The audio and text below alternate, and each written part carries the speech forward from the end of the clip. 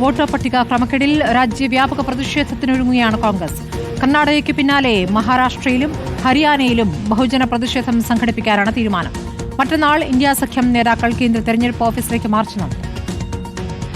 തെരഞ്ഞെടുപ്പ് കമ്മീഷനെതിരായ രാഹുൽ ഗാന്ധിയുടെ ആരോപണങ്ങൾക്ക് ഇന്ത്യ സഖ്യത്തിലെ പാർട്ടികളിൽ നിന്ന് ലഭിക്കുന്നത് വലിയ പിന്തുണ. തുടർ പ്രതിഷേധ പരിപാടികൾക്ക് അന്തിമ രൂപം നൽകാൻ കോൺഗ്രസ് അധ്യക്ഷൻ മല്ലികാർജ്ജുൻ ഖർഗെയുടെ നേതൃത്വത്തിൽ തിങ്കളാഴ്ച അടിയന്തര യോഗം ചേരും. AICC ജനറൽ സെക്രട്ടറിമാരും സംസ്ഥാനങ്ങളുടെ ചുമതലയുള്ള നേതാക്കളും യോഗത്തിൽ പങ്കെടുക്കും. വോട്ടർ പട്ടിക കൃത്രിമത്തിൽ നടപടിയുണ്ടായില്ലെങ്കിൽ കോടതിയെ സമീപിക്കുമെന്ന് കോൺഗ്രസ്. തിങ്കളാഴ്ച ഞങ്ങൾ ഇലക്ഷൻ കമ്മീഷൻ ഓഫീസിലേക്ക് മാർച്ച് നടത്തുകയാണ്. 10-ാം തീയതി കോൺഗ്രസിന്റെ നേതൃത്വത്തിൽ ഈ വിഷയവുമായി ബന്ധപ്പെട്ട് സ്ട്രീറ്റിലേക്ക്, തെരുവുകളിലേക്ക് പോകാൻ സംസ്ഥാനങ്ങളിലെ ചാർജുള്ള AICC ജനറൽ സെക്രട്ടറിമാരുടെയും മറ്റു ചാർജുകാരുടെയും യോഗം അടിയന്തരമായി വിളിച്ചു ചേർത്തിരിക്കുകയാണ്. സംഘടിതമായി നടത്തിയിട്ടുള്ള ക്രമക്കേടാണ് എന്ന കാര്യത്തിൽ ഒരു സംശയവും വേണ്ട. ആ കാര്യം അന്വേഷിക്കുന്നതിന് എന്താ തടസ്സം?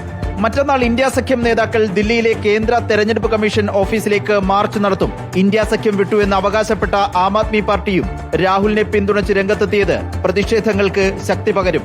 ലോക്സഭാ നിയമസഭാ തെരഞ്ഞെടുപ്പുകളിൽ തെരഞ്ഞെടുപ്പ് കമ്മീഷൻ വോട്ടർ പട്ടികയിൽ കൃത്രിമം കാണിച്ചുവെന്നാണ് രാഹുലിന്റെ ആരോപണം. രേഖാമൂലം പരാതി നൽകണമെന്നും ഇല്ലെങ്കിൽ ആരോപണം പിൻവലിച്ച് മാപ്പ് പറയണമെന്നുമാണ് തെരഞ്ഞെടുപ്പ് കമ്മീഷൻ നിലപാട്.